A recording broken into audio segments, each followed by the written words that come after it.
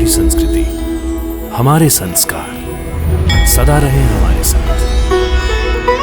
भारत के महान ग्रंथों और काव्यों का संपूर्ण संकलन। सब्सक्राइब करें तिलक। प्रार्थना की खुशबू, साइकिल प्योर अगरबत्ती। यह समय ज्ञान और दर्शन का नहीं, संवेदना का है। परंतु कोरी संवेदना से क्या होगा जब तक उसके साथ मार्गदर्शन न हो। दिशाहीन संवेदना से कर्मपथ तो नहीं बनते। कर्मपथ कौन बनाता है आर्य सुमंत? ये सब तर्क की बातें हैं। पथ तो होनी के हाथ में है। जैसे सहसा एक भूकंप आ जाने से सारे मार्ग और पथ धरती में समा जाते हैं, उस समय दर्शन और ज्ञान का क्या लाभ? तभी तो लाभ है जब भूचाल में सारे रास्ते और मार्ग मिट जाते हैं तो फिर से नए मार्ग और पथ बनाने होते हैं। जो उस भूचाल से बच जाते हैं उन्हें जीवन की नई आशा का प्रकाश देना होता है। उस समय धर्म और ज्ञान ही नया कर्म पथ बनाता है। नहीं यार सुमंत, नहीं। जब होनी का भूचाल आता है तो ज्ञान और धर्म सब रखा रह जाता है। हाँ, यदि मनुष्य होनी को जान ले तो क्या कर लेगा? क्या वो होनी को बदल देगा? लक्ष्मण, होनी को कोई नहीं बदल सकता। सबको होनी के आगे अपना मस्तक झुकाना पड़ता है। ठीक है, मैं भी यही कहता हूं कि होनी के आगे चुपचाप सर झुका देना चाहिए और सर झुकाकर सारा जीवन वहीं बैठे रहना चाहिए। भूचाल के पश्चात मनुष्य किसी दिशा में किसी रास्ते पर तो चलेगा। यहीं पर उसे शास्त्र और दर्शन की आवश्यकता पड़ती है जो उसे यह बताए कि इस अवस्था में उसका धर्म क्या है और उसका रास्ता किधर है। परंतु वह रास्ता सोचने की सुध किसमें होगी? होने की चोट इतनी अकस्मात और कठोर होती है कि मनुष्य का होश स्थिर नहीं रहता। या तो वो जड़वत हो जाता है या पागल। तभी तो गुरु की आवश्यकता है, क्योंकि गुरु न तो बेहोश होता है न पागल होता है। गुरु का ज्ञान हर अवस्था में स्थिर रहता है। यदि गुरु को इतना ही ज्ञान होता है तो होने से पहले उसका उपचार क्यों नहीं कर लेते? भाभी के वन जाने से एक दिन पहले तक यह जीवन सुख और स्मृति से भरा हुआ था। फिर अचानक जैसे एक बिजली गिरी और एक ही रात में सब कुछ हो गया। यदि गुरु को उसका पता होता तो गुरु क्या कर लेते? यही तो मैं पूछ रहा हूं। लक्ष्मण, जिन्हें पता होता है वो होनी के मामले में हस्तक्षेप नहीं करते। आप तो ऐसे कह रहे हैं जैसे किसी को इसका पता था। हाँ, था। पता था? किसे? गुरुदेव को। गुरुदेव को? हाँ, जब श्री राम को वनवास हुआ गुरुदेव को पता था। सीता को वनवास होगा वो भी गुरुदेव को पता था। स्वयं स्वर्गवासी महाराज दशरथ भी इन घटनाओं को जानते थे। क्या पिताश्री जानते थे? कि क्या कह रहे हैं आप? आपको इसका ज्ञान कैसे? क्योंकि जब महाराज दशरथ को यह बताया गया था तो उस समय मैं भी वहां उपस्थित था। कहां पर? गुरुदेव महर्षि वशिष्ठ के आश्रम में। एक बार महाराज दशरथ गुरु के आश्रम में पधारे थे। उस समय वहां पर परम तेजस्वी महर्षि अत्रि पुत्र महामुनि दुर्वासा वहां ठहरे हुए थे। सायंकाल की गोष्ठ में महाराज ने उनसे पूछा, भगवान, आप तो त्रिकालदर्शी हैं। मुझ पर प्रसन्न होकर यह बताने की कृपा करें कि मेरा वंश कितने समय तक चलेगा। मेरे राम का भविष्य कितना उज्जवल है। मेरे सब पुत्रों की आयु कितनी होगी और मेरे पुत्रों के पुत्र कैसे होंगे? विशेष करके मेरे राम के पुत्रों का भविष्य बताने की कृपा करें।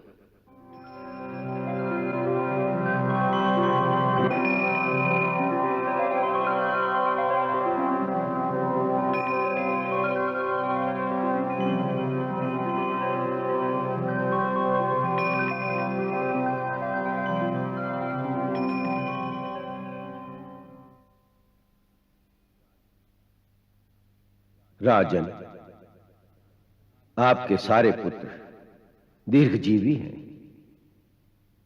सबके घर उत्तम संतान होगी, जिसमें कई नए नए राजवंश स्थापित होंगे। आपने विशेषतः राम की बात पूछी है, तो सुनिए। राम का भविष्य अधिक सुखमय नहीं है। वो अपनी युवावस्था में ही राज सुख से वंचित होकर पत्नी सहित 14 वर्ष वन में रहेंगे। जब राज्य सुख पाएंगे तो पत्नी सुख से वंचित हो जाएंगे। पति पत्नी दोनों एक दूसरे के विरह में ही अपना अपना जीवन व्यतीत कर देंगे। उनके 2 पुत्र भी होंगे जो बड़े पराक्रमी होंगे। दोनों नए राज्य स्थापित करेंगे। राम उनका अभिषेक अयोध्या से बाहर करेंगे, अयोध्या में नहीं। क्या?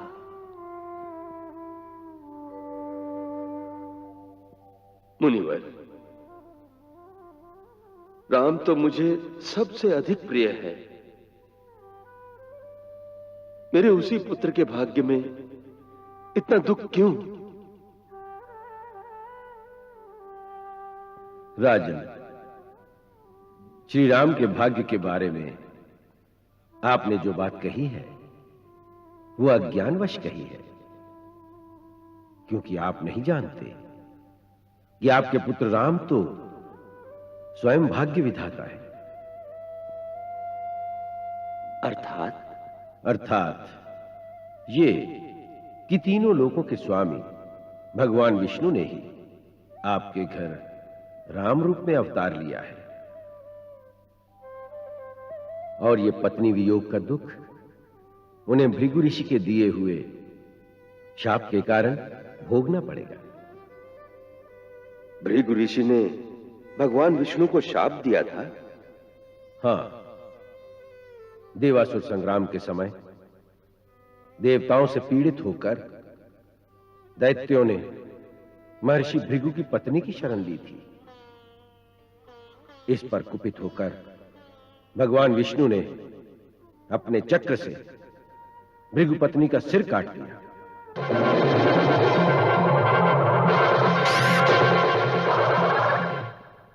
इस पर भार्गव वंश के प्रवर्तक महर्षि भृगु ने भगवान विष्णु को श्राप दिया। जनार्दन, मेरी पत्नी वध के योग्य नहीं थी, परंतु आपने क्रोध के वशीभूत होकर उसका वध किया है। इसलिए आपको भी मृत्यु लोक में जन्म लेना पड़ेगा और वहां बहुत वर्षों तक पत्नी वियोग का दुख सहना पड़ेगा।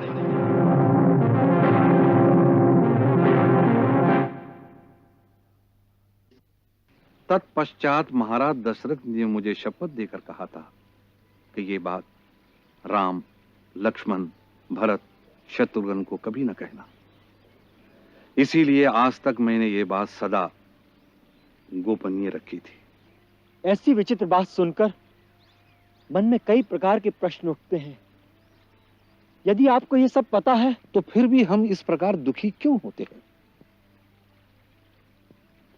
तुम्हारे वनवास जाने पर मैं इतना विवल क्यों हो गया था? ऐसे ऐसे कई प्रश्न मेरे मन में भी उठते हैं, पर उनका उत्तर मुझे नहीं मिलता। ऐसा लगता है कि हम साधारण प्राणी माया के जाल में ऐसे फंसे हुए हैं कि उनमें से बच के निकलना संभव नहीं है।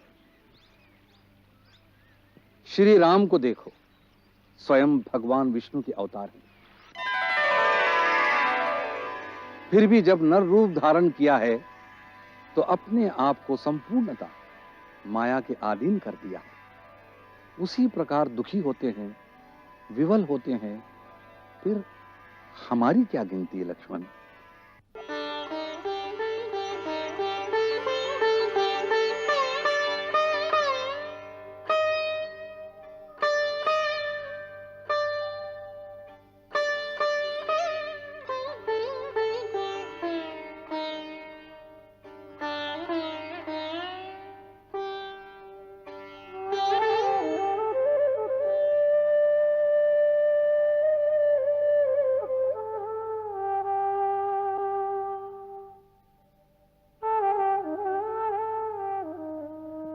क्या बात है लक्ष्मण?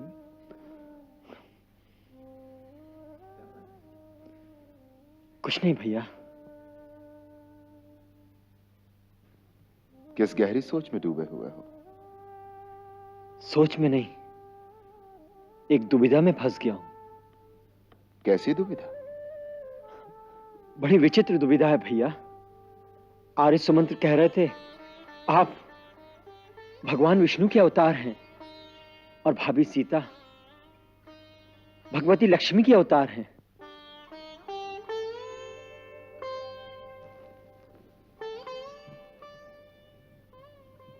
आर्य सुमंत्र ने केवल इतना ही कहा कि मैं भगवान का अवतार हूं। ये नहीं बताया कि समस्त प्राणी मात्र के अंदर भगवान की ही ज्योति प्रकाशित है। दिव्य दृष्टि से देखोगे तो तुम्हें पता चलेगा कि स्वयं तुम भी भगवान हो। उसी प्रकार आर्य सुमंत्र भी भगवान का ही रूप है। देखो, जैसे बहुत से घड़ों के अंदर यदि पानी भरकर रख दो तो उन सब के अंदर एक ही सूर्य का प्रतिबिंब प्रकाशित होता है। वही सूर्य बाहर आकाश में भी है और वही सूर्य प्रत्येक घट के अंदर भी है। जब ये जान जाओगे तो सारी दुविधा मिट जाएगी, फिर कोई प्रश्न नहीं रह जाएगा। प्रश्न इससे आगे भी है भैया। आर्य सुमंत्र पहले से जानते थे कि सीता भाभी को फिर वनवास भोगना पड़ेगा। उनका कहना है स्वर्गीय पिताश्री को भी इन सब घटनाओं का पूर्ण ज्ञान था। उन्हें महर्षि दुर्वासा ने सब बता दिया था। यदि उन्हें भविष्य का इतना ज्ञान था तो उनके मन को इतनी पीड़ा, इतना महान दुख क्यों हुआ? क्योंकि यही इस शरीर का गुण है। इस शरीर के अंदर जो मन है वही दुख और सुख, पीड़ा और प्रसन्नता की भावनाओं का वाहन है। और माया हर प्राणी की परीक्षा उसी मन के द्वारा लेती है। भविष्य का ज्ञान होना या न होना कोई बड़े महत्व की बात नहीं है। योग की साधना से कोई भी प्राणी त्रिकालदर्शी हो सकता है। भैया, मैं तो समझता हूं भविष्य का ज्ञान होना बहुत महत्वपूर्ण बात है। आगे क्या होना है यह जानने की लालसा तो सब में होती है। प्राणी के लिए इतनी बड़ी बात महत्व की नहीं होगी तो फिर कौन सी बात बड़े महत्व की होगी? सबसे बड़े महत्व की बात है कि दुख और सुख के समय प्राणी कैसा व्यवहार करता है। वो भावना की चोट सहकर भी अपने धर्म, अपने कर्तव्य पर स्थिर रहता है कि नहीं। इसलिए मैं भविष्य के ज्ञान को कोई महत्व नहीं देता। देखो लक्ष्मण, होनी तो होगी ही, परंतु उसका सामना प्राणी किस प्रकार करता है यही महत्वपूर्ण बात है।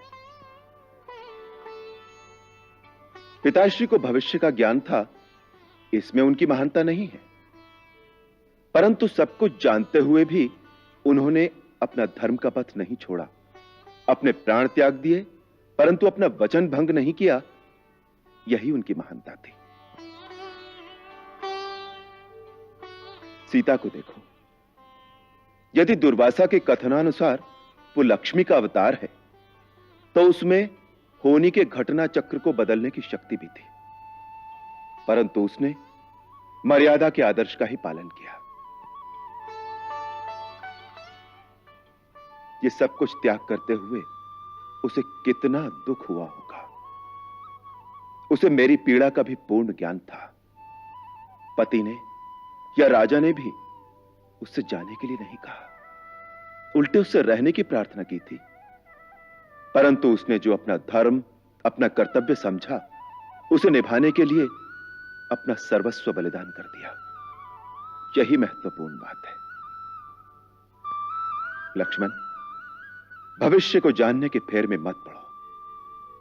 वर्तमान का जो धर्म है, जो कर्तव्य है, उसे निभाओ। भविष्य तो स्वयं ही नतमस्तक होकर तुम्हारे सामने आ जाएगा। होनी तो होगी ही। तुम अपने धर्म पर दृढ़ रहो। यही शिक्षा हमें सीता से लेनी चाहिए।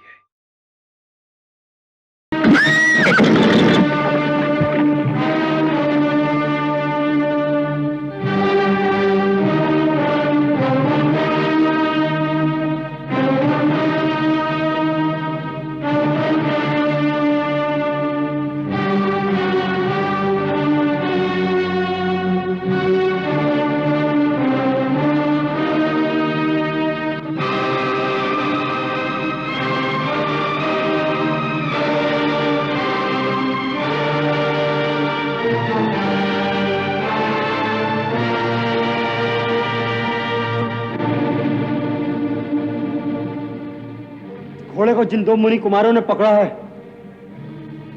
उन्हें हमारे सामने उपस्थित करो। कहां है वो? श्रीमान, आपको क्या हम मुनि कुमारों जैसे नहीं दिखते?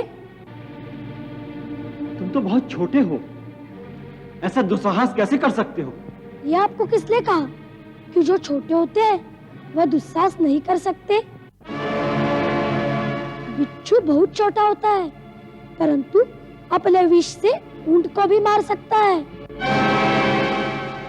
छोटा सा अंकुश बड़े मत वाले हाथी को भी सीधा कर देता है, और छोटा सा मंत्र भगवान को वश में कर लेता है। बहुत अनर्गल बातें करते हो। हम जो पूछते हैं उसका उत्तर दो।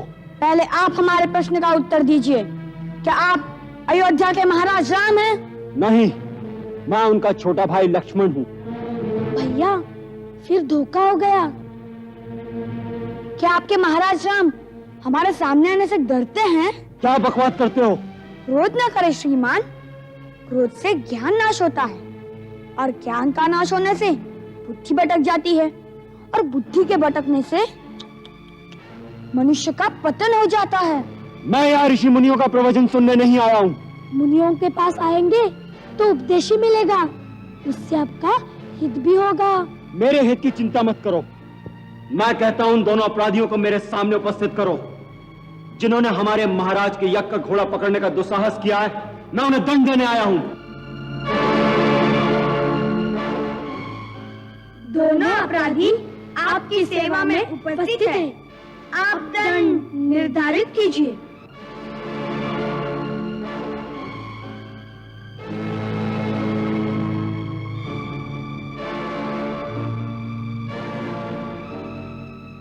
तुम दोनों? नहीं नहीं, तुम हो ही नहीं सकते। ऐसे कोमल छोटे छोटे हाथ और ये छोटे छोटे धनुष, तुम वो हो ही नहीं सकते।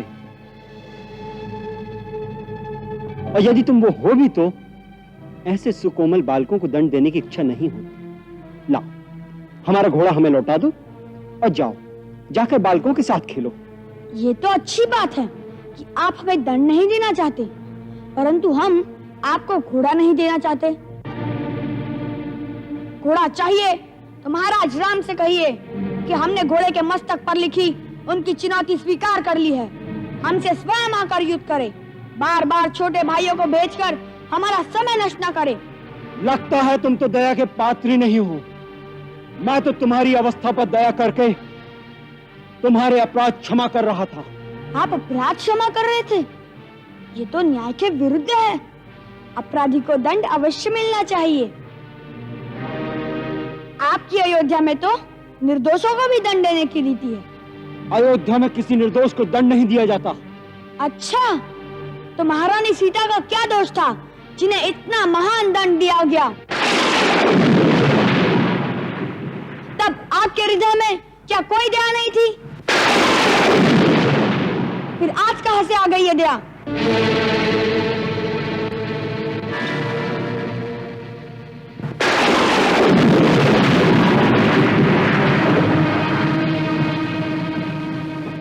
कौन हो तुम लोग? अपराधी जिन्होंने अयोध्यापति के यज्ञ का घोड़ा पकड़ने का दुस्साहस किया है। यदि हमें दंड देने की इतनी इच्छा है तो अपने मन की आकांक्षा पूरी कर लीजिए, अन्यथा आराम से वापस चले जाइए। हमें आपसे कोई काम नहीं है। हमें तो केवल महाराज राम से बात करनी है। आप हमारा समय नष्ट न करें। मूर्ख बालक, तुम नहीं जानते कि तुम किसका अपमान कर रहे हो। मैं तुम दोनों को एक क्षण में भस्म कर सकता हूँ। देर मत लगाइए, नहीं तो यह क्रोध ठंडा हो जाएगा, फिर कुछ नहीं होगा आपसे। मेरे क्रोध से डरो बालकों। मैं वो लक्ष्मण हूँ जिसने मेघनाथ को मारा था। पहले आप में सिर्फ क्रोध ही था, अब अहंकार भी आ गया है। ये दोनों अवगुण आपकी पराजय की चिन्ह है। तुम बड़े चपल और वाचाल हो। पहले मैं तुम्हारी जीवा तो काट लूं।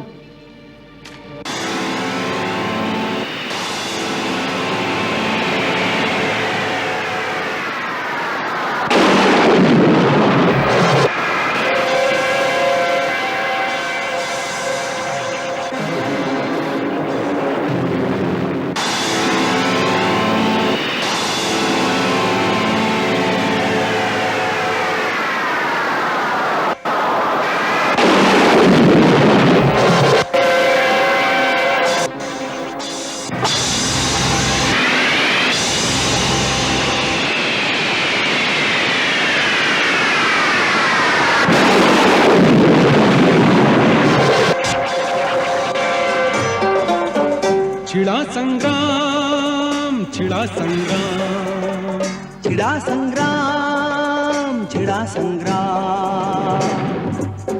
वीर तो केवल युद्ध ही जाने, ना जाने परिणाम। छिड़ा संग्राम, छिड़ा संग्राम। अतुलित बलशाली लक्ष्मण बलवीर है। लव कुश के तरकश में अक्षुण तीर है। लक्ष्मण लव कुश रघुकुल की संतान है, पर अपने संबंधों से अनजान है। तीर न देखे रिश्ते नाते, करते अपना काम। छिड़ा संग्राम, छिड़ा संग्राम, छिड़ा संग्राम, छिड़ा संग्राम।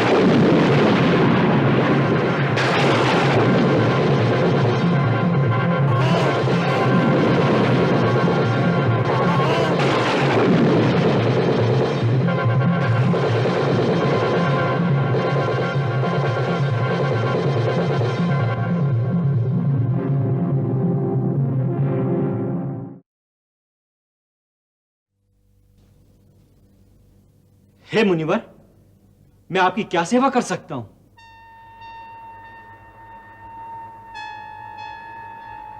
महाबली लक्ष्मण, मैं अमित तेजस्वी महर्षि अतिबल का दूत हूं और एक आवश्यक कार्यवश श्री रामचंद्र जी से मिलने आया हूं।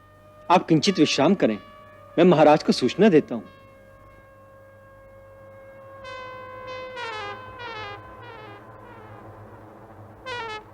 महाराज, एक परम तेजस्वी महात्मा आपके दर्शन करना चाहते हैं। वे अपने आप को महर्षि अतिबल का दूत कहते हैं। उन्हें आदर सहित अंदर ले आओ। जो आज्ञा।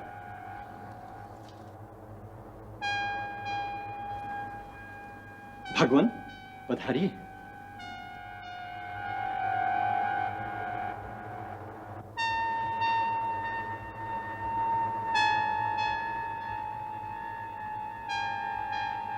हे राघव, आपका अभ्युदय हो। महर्षि, आसन ग्रहण कीजिए।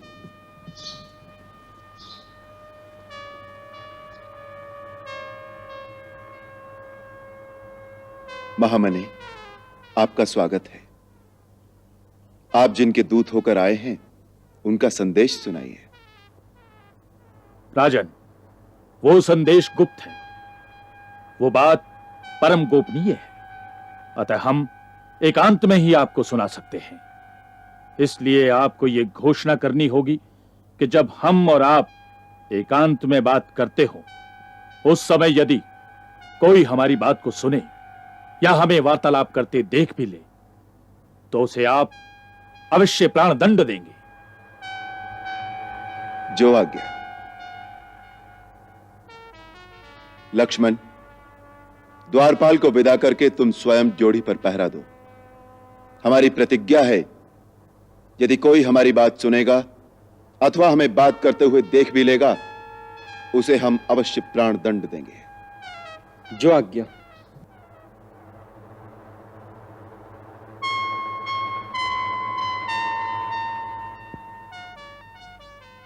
अब आप निशंक होकर वो बात कहिए जो आप कहने आए हैं। प्रभु, मैं तो आपका ही पुत्र हूं। हिरण्यगर्भ की उत्पत्ति के समय आपने ही अपनी माया द्वारा सृष्टि के प्रारंभ में सबसे पहले मुझे ही उत्पन्न किया था। मैं काल हूं, सबका संहार करना ही मेरा कर्तव्य है।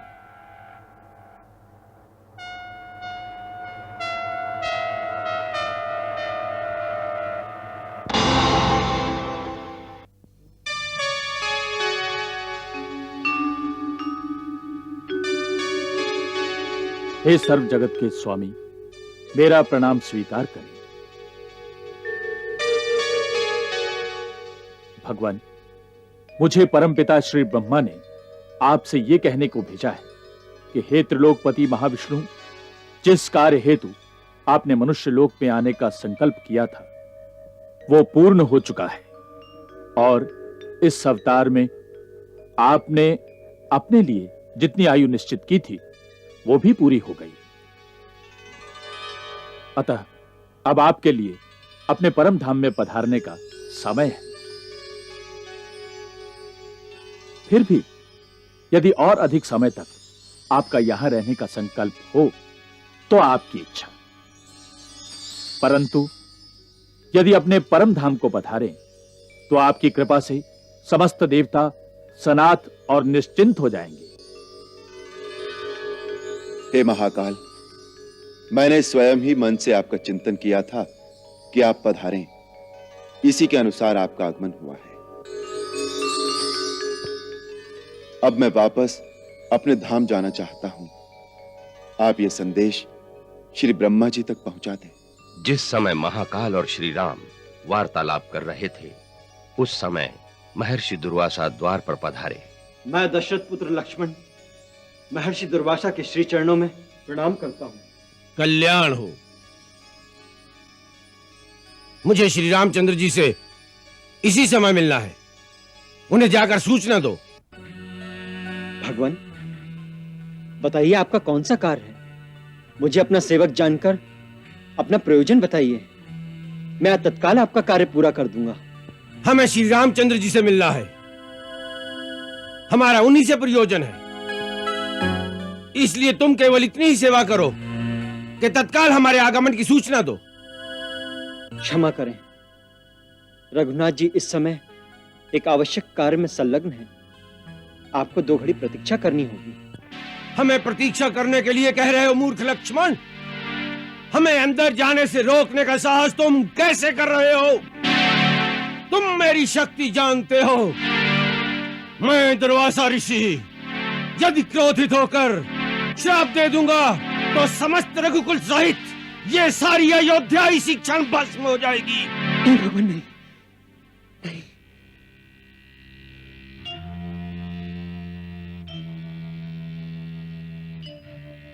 केवल मेरी मृत्यु से अयोध्या बच सकती है, वही उत्तम है।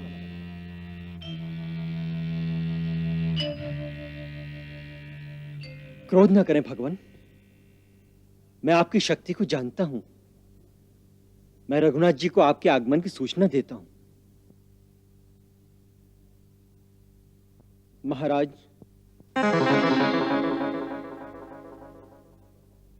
द्वार पर महर्षि दुर्वासा पधारे हैं और वो इसी क्षण आपके दर्शन चाहते हैं।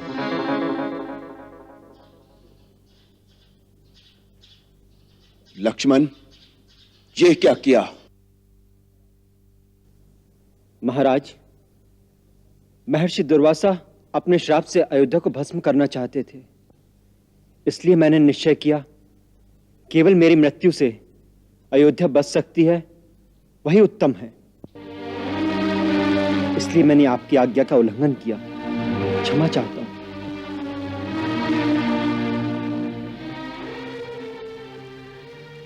जाओ, महर्षि दुर्वासा को आदर सहित अंदर ले आओ। जो आज्ञा। वो बात परम गोपनीय है।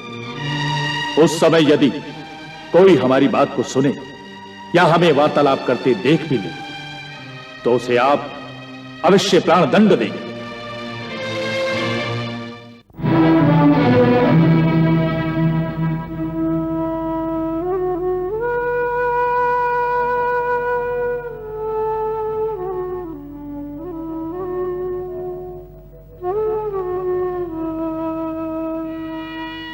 महाराज, विषय बहुत गंभीर है। इसका निर्णय इतना आसान नहीं है। लक्ष्मण केवल राजा के निजी परिवार के एक मुख्य सदस्य ही नहीं, वरन प्रजा के भी अति प्रिय राजकुमार हैं। इनकी वीरता के कारण प्रजा इनको बहुत सम्मान देती है। ये इस राज्य के एक निधि हैं, समय आने पर इस राज्य की रक्षा कर सकते हैं। ऐसे परमवीर और सराहनीय राजपुरुष को मृत्यु दंड देना कोई साधारण बात नहीं है। इसका निर्णय इतना आसान नहीं है महाराज।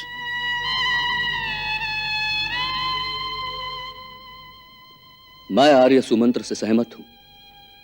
इस बात का निर्णय राजनीति की दृष्टि से होना चाहिए। आज फिर रघुकुल पर धर्म संकट का समय है। मेरी महाराज से प्रार्थना है, महामंत्री आर्य सुमंत्र की सम्मति पर भी ध्यान दें। जो कुछ आर्य सुमंत्र और राजकुमार भरत ने कहा, वही तर्क मेरे अंदर भी चल रहा है। इस परिस्थिति में कोई कठोर निर्णय लेना मेरे लिए अत्यंत कठिन हो रहा है। इसीलिए आप सबको मैंने परामर्श के लिए बुलाया है। मेरा मार्गदर्शन कीजिए। क्षमा करें महाराज, इसमें किसी के परामर्श की आवश्यकता ही नहीं। मेरे मत में यह विषय तर्क का भी नहीं। एक राजा ने वचन दिया है, एक प्रतिज्ञा की है, तो उसका पालन होना ही चाहिए। नहीं तो राजा की बात पर कौन विश्वास करेगा? राजा के वचन पालन का विश्वास प्रजा में बना रहे, यह बात मेरे जैसे एक व्यक्ति के प्राणों से अधिक महत्वपूर्ण है। गुरुदेव,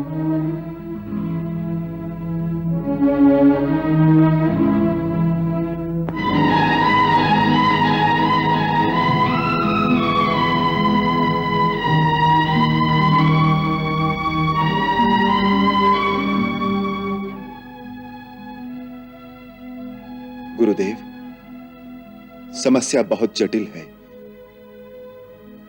आप जो आज्ञा देंगे मैं वही करूंगा। महाराज राम, इस समय जो रोंगटे खड़े कर देने वाला महाविनाश अयोध्या में होने वाला है, वो सब मैंने तपोबल द्वारा पहले ही देख लिया है। फिर भी मेरा उपदेश यही है कि आप अपनी प्रतिज्ञा झूठी न करें, क्योंकि प्रतिज्ञा के नष्ट होने पर धर्म का लोप हो जाएगा। धर्म का लोप हो जाने से सारी त्रिलोकी नष्ट हो जाएगी। आप अपने कुल की मर्यादा का पालन करें। वचन देकर रघुकुल वाले उससे फिरा नहीं करते। गुरुदेव, आज्ञा हो तो मैं एक प्रार्थना करूं? अवश्य। शास्त्रानुसार त्यागो वधो वा विहितः साधुना में ही उभयम समम, अर्थात श्रीमान अथवा साधु पुरुष का त्याग कर देना भी उसे प्राणदंड देने के ही समान है। यदि गुरुदेव इस पर विचार करें तो। श्री हनुमान ने बड़ी उचित बात कही है।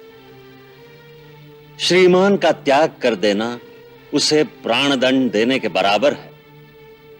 सो हे रघुनंदन, आप लक्ष्मण का त्याग कर दें।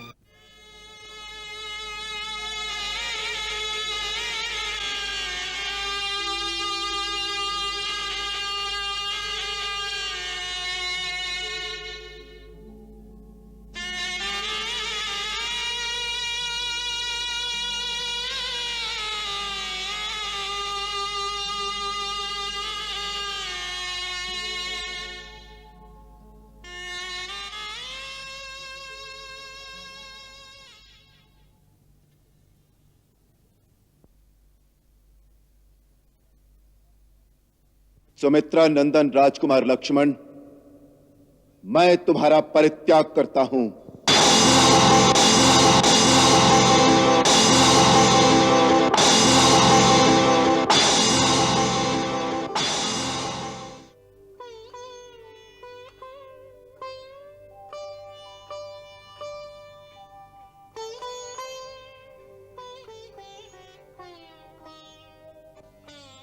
जो आज्ञा महाराज।